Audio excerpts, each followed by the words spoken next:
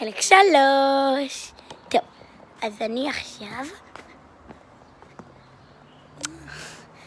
הולכת כאילו לשחק כזה את כל האטרקציות.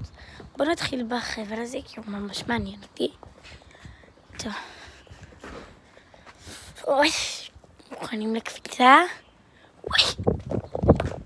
מלא קפצתי מהכובע הזה. כאילו נתליתי וקפצתי כזה למעלה. טוב, סבבה. בוא נמשיך באטרקציות הבאים. בואו אני אראה לכם טריק קטן. אימא'לה, יש פה. וואי, איך נבלתי. יש פה מקרר, אבל מה יש בו באמת? כלי העבודה. באמת, תגידו לי. בואו לחלק 4.